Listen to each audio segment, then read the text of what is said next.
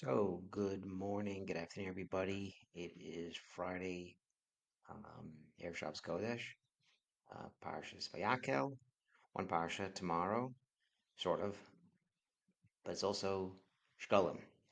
It's also Shekalim, exactly. So, Nesivos Shalom talks about Parsha Shekalim.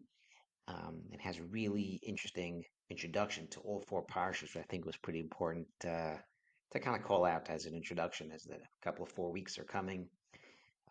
Four special parshas we said. We know we have Shekalim, we have Zachor, we have Parah, and Chodesh, and each one has different nuances. Zachor, we always have the women, the kids run to shul. Oh, you know, here's Zachor. Oh my God, you're a guy. Parah, okay, maybe it's only a suffix.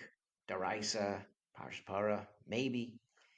Chodesh, and Shekalim. Well, Shekalim, we just heard this last week. Sisa, women don't go to that one, or people don't really get worked up over that one.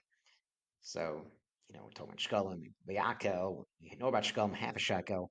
We do this anyway. Erev Purim is kind of like, those underrated, I guess. Maybe the four, maybe a chodesh. I don't know. So, the Siyar Shalom has a very interesting approach to all these 4 weeks. Um, so I kind of thought it was interesting to kind of point out exactly this point he's trying to make, and I think it's very interesting, apropos. One of the things he talks about is that these 4 weeks are very special. These 4 weeks come literally at the end of Shovavim.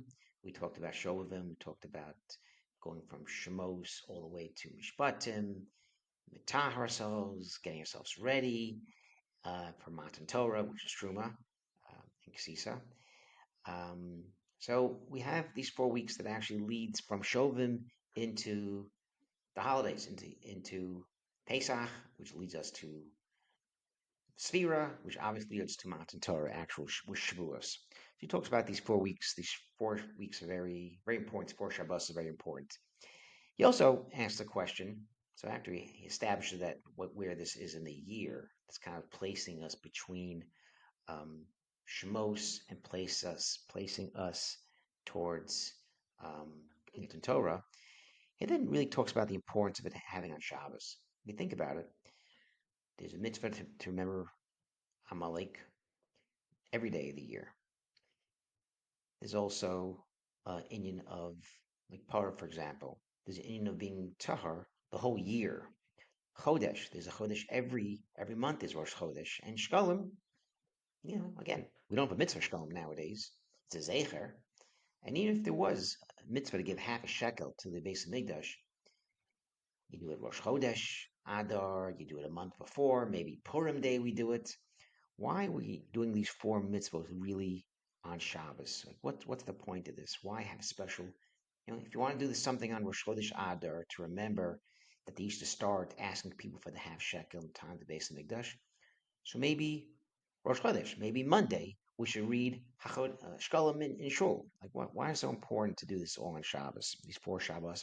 If anything, it adds to the time. People want to get home. People want to have their herring and their scotch. So another Sefer Torah. Um, what's the point of this? So the Nesivos Shalom says that one of the concepts he talks about is that while we may not have the actual activity or the action of a mitzvah, there's still a very important part of the mitzvah that still exists. So, for example, he talks about Beis Hamikdash, for example.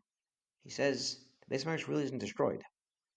What? I could have sworn. No, it's not destroyed. Beis Hamikdash is not destroyed.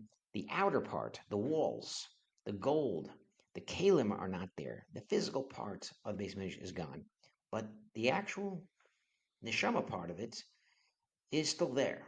The ruach part is still there. What do you mean? Well, we say kabbanis in the morning. Some people. Why do that? There's no Beis Hamikdash. Why say kabbanis? Why say ketoris? And kalakenu. Why are we saying these things if there's no ketoris? Look at the Musaf. Every Shabbos, Shnei Kvasim. Why are we doing this? We're not bringing a carbon today. No, you're right. The physical part of the mitzvah is not there, but the ruach part, the diber part, the machshava part, that remains. That didn't go away. So taking this concept, we can actually take the Nesivos Shalom's idea and move this ahead forward and look at Shekalim. So yeah, you're right. there's no actual mitzvah Shekalim, but the mitzvah never went away because what the mitzvah stood for, which we said last week, stands for Achdus. It stands for being part of the klal. It stands for contributing to a carbon tamid, which forgive sin, and actually contributes to the upkeep of the base of Mikdash, which was for everybody. That didn't go away. And Nesivos Shalom says, just like a mitzvah, the tachlis is to be close to Hashem. It's not just giving half a shekel and then just going to the Mecca or something. The point is you give a half a shekel. You say, you know what? I'm doing this to be part of the Klal Yisrael and to do my part to be part of the carbon tamid each day. That's the real point around a mitzvah, is to be close to Hashem. So if you don't do the act of the mitzvah, the tachlis really is to be close to Hashem. So even if I don't do the actual half a shekel, but if I go to shul on Shabbos and I have in mind when I hear Parsha shekel that I know I can't physically give the shekel, but the point is to be close to Hashem with the mitzvah. And the point of the mitzvah, half a shekel, is to be part of the klal. Then that's the neshama part of the mitzvah, and that never went away. Same thing, and the reason why Shabbos specifically, point out on Rosh Chodesh, read Shekalim, is because Shabbos is the day of the neshama. All the actions that we do on Shabbos, it's helping our neshama. During the week, we take care of our guf, and Shabbos, we have neshama yisera, we have extra neshama.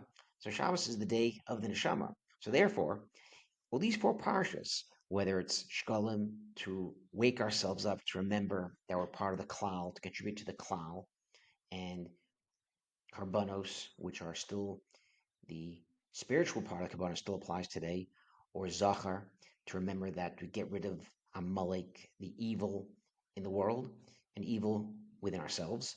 Each year we have to we actually wake up these kochos, the spiritual sides. We can't kill Amalek today, unfortunately, I guess. But we have to think that, our neshama part wants to do this, and we can connect to this. Parshas Parah. We can't physically be tahar from tumas mace, but if we think about it, you know what? Tumah makes us far from Hashem. Spiritually, we should be close to Hashem. That's the thought behind Parah. And Chodesh.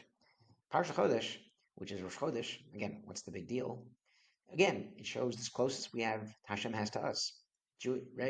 Regular people have regular counting, regular calendar. Jewish people have a special calendar.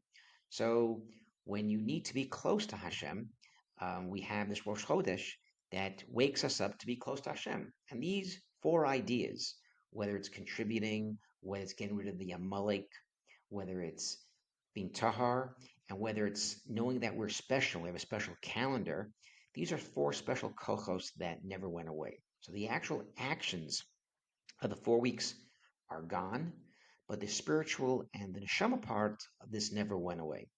And that's kind of really what the Nesivos Shalom kind of talks about. So hopefully, as we go into Shabbos Shekalim, we go to shul, and we're not just, oh my gosh, another Torah, another 20 Pesukim. We read this last week. No, the point is, this should wake us up. And the Dafka on Shabbos, it should wake up because that's the day of the neshama. And hopefully, this lesson of Shekalim, Zachor, Parah, and Chodesh, when we come to those Shabbos, we actually can wake ourselves up and tap into the neshama part of the mitzvah, which still exists. Shabbat Shalom.